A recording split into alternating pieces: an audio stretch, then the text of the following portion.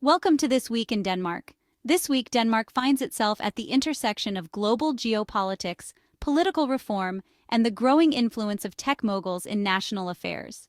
As the country navigates complex relationships with key figures like Trump and Musk, the political landscape may soon undergo significant changes.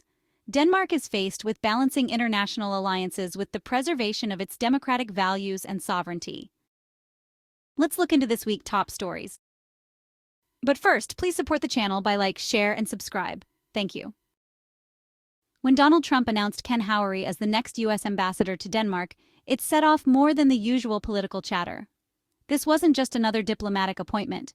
Howery, a close ally of Elon Musk and former ambassador to Sweden, stirred speculation about Trump's earlier musings of acquiring Greenland. With a congratulatory nudge from Musk on X, formerly Twitter, the announcement added an intriguing twist to the story of Trump's geopolitical ambitions. Ken Howery isn't your typical diplomat. A co-founder of PayPal, Howery was part of the Silicon Valley elite that reshaped global finance alongside Musk.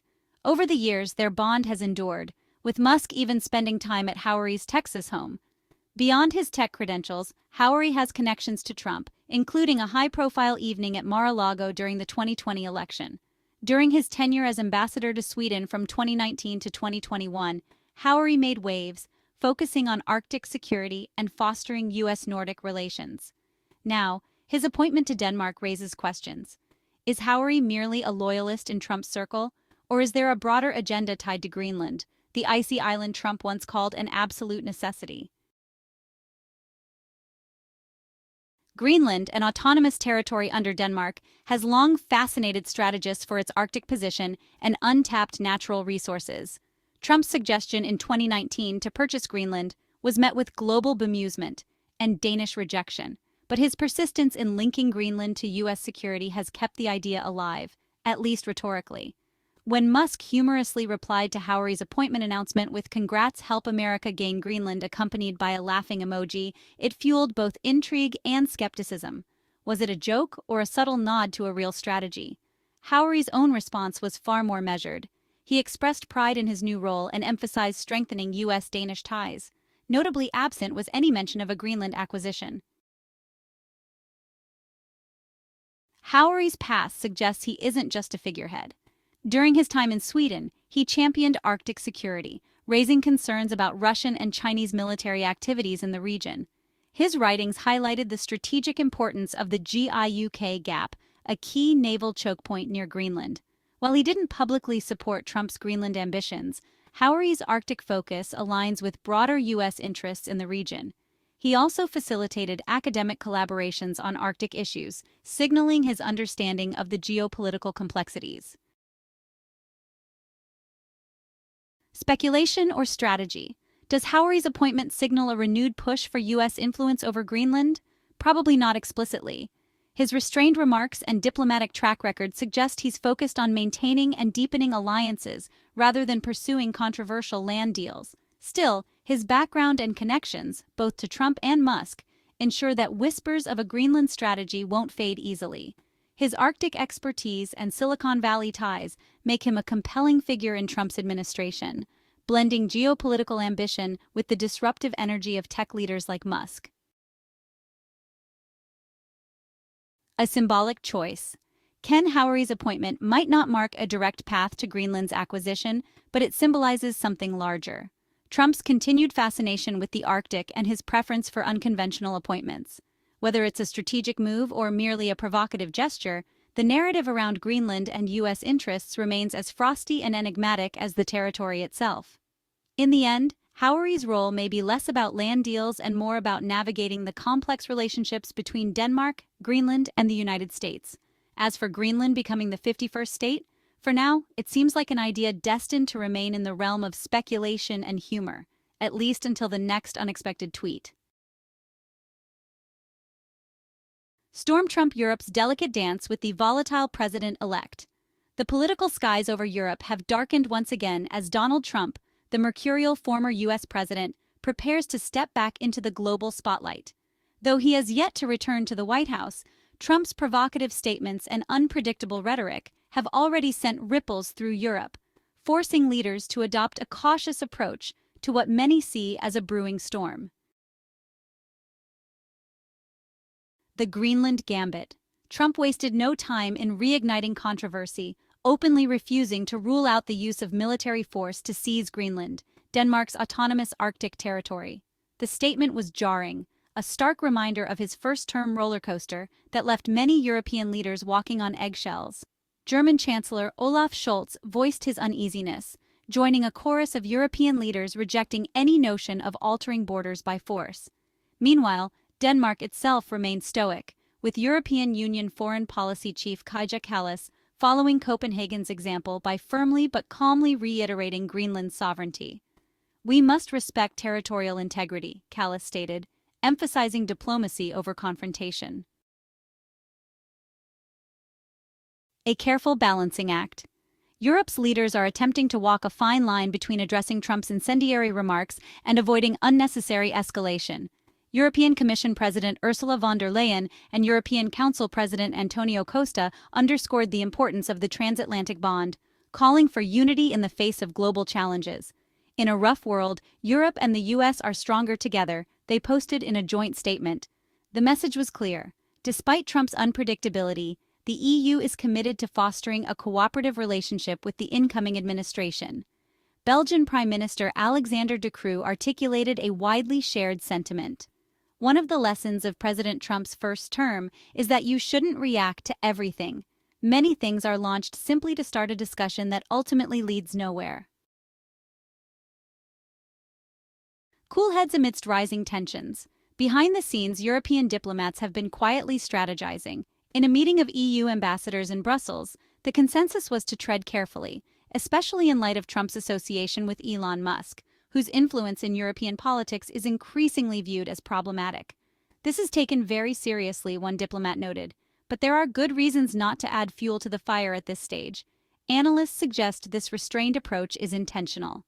Vasilis Antousas of the German Marshall Fund described the EU's response as emollient, noting that Europe is trying to align with Trump's transactional mindset without provoking unnecessary conflicts. The stakes for Europe are immense. Trump's pledge to end Russia's war in Ukraine raises both hope and fear. A rushed or ill-considered deal could leave Europe vulnerable. Additionally, Trump's threats of trade tariffs loom large, further complicating the relationship. German MEP David McAllister acknowledged the challenges ahead. "The next 4 years will be a test for our transatlantic relations, but this must not deter us from working constructively with the new administration in the interests of our common security." Yet not all voices in Europe advocate patience. French MEP Raphael Glucksmann warned against complacency, particularly in the face of Trump and Musk's confrontational style. "Europe must wake up or resign itself to the fate of a doormat," he said. Choosing battles wisely is crucial as Europe braces for Trump's second term. A wait-and-see approach seems prudent for now, but as Antousas warns, this strategy cannot last indefinitely. "The EU will need to pick its battles," he said, "but it will also need to draw much clearer lines about what it sees as unproductive or unacceptable behavior." Preparing for the storm is essential. Trump's return to power has already rattled Europe's political foundations. His rhetoric, amplified by Musk's influence, ensures that the coming years will be fraught with challenges. For now, Europe is playing it cool, seeking to manage the storm rather than confront it head-on. Whether this delicate dance can withstand the tempest of Trump's presidency remains to be seen. But one thing is certain: the storm is approaching, and Europe must be ready for what comes next. The wake of Elon Musk's interest in Danish politics, a call for change. The buzz around Elon Musk's newfound involvement in European politics has sent ripples through Denmark's political landscape. His actions, ranging from live-stream interviews with controversial figures like AFD leader Alice Weidel to hints of financial support for Nigel Farage's Reform UK party, have sparked a national debate. The core question: should foreign individuals or entities be allowed to influence Danish politics financially? Henrik Fransen, the group chairman for the moderates, has made it clear that the answer should be a resounding no. Speaking to TV2 on Sunday, he acknowledged that preventing individuals like Musk from voicing opinions on Danish politics is impossible. However, he argued that Denmark's election laws need revision. I think we need to look at our election laws and decide whether we can accept foreign contributions to Danish election campaigns. We believe this should not be allowed, Fransen stated. This sentiment resonates across party lines. Representatives from both the Social Democrats and Venstre have expressed readiness to revisit the laws governing political donations. Echoing similar concerns, the Red-Green Alliance proposed stricter regulations earlier this week. Their collective goal is to shield Danish democracy from the influence of powerful foreign individuals. Yet the issue is far from black and white. Lars Boje Mathiesen of the recently established Citizens Party took a starkly different stance. In a direct message to Musk on X, formerly Twitter, Mathiesen extended an open invitation. Dear Mr. Musk, you are more than welcome to support the Citizens Party in Denmark. Mathiesen's position is rooted in frustration. He criticized established parties like the Moderates and the Red-Green Alliance for what he sees as a hypocritical attempt to stifle competition. Right now, several political parties are trying to deny us the ability to secure funding. The hypocrisy is striking, as these same parties receive millions in public support every year, which we do not, Mathiesen wrote, accusing the parties of using legislation to suppress emerging contenders. He doubled down, urging Musk to support his party's mission. You are more than welcome to reach out if you wish to support a party that seeks to take power away from politicians and return it to the citizens. This clash of ideologies highlights the underlying tension in Denmark's political system. On one side are those who view foreign donations as a threat to democratic integrity. On the other are voices like Mathiesen's, advocating for a level playing field in political financing. A loophole in the law. Current Danish legislation allows anyone to donate to political parties. However, donations exceeding 24,500 kroner, approximately $3,500, must be disclosed publicly. In practice, this transparency measure is easily circumvented, as investigative journalism by Frihedsbrevet has previously revealed. Donations can be split into smaller amounts or channeled through intermediaries, effectively bypassing disclosure requirements. This loophole has added fuel to the debate, with calls for stricter enforcement and more robust laws. Yet critics like Mathiesen argue that such measures disproportionately benefit established parties who already enjoy significant public funding. The broader context. Musk's interest in European politics has raised eyebrows globally. His interactions with far-right and populist leaders underscore a broader trend: the increasing involvement of tech moguls in political affairs. For Denmark, a small but fiercely democratic nation, the challenge lies in navigating these global currents while preserving its political sovereignty. A crossroads for Danish democracy. As the Folketing debates the future of political financing, Denmark finds itself at a crossroads. Should it tighten restrictions to safeguard democracy or embrace a more open model, risking potential foreign influence?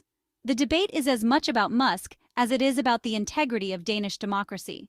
And in a world where borders blur in the face of global influence, Denmark must decide what kind of democracy it wants to be. That was This Week in Denmark. Thank you for watching. Drop your thoughts in the comments. Please like, share, and subscribe. Join us at Denmark Explained,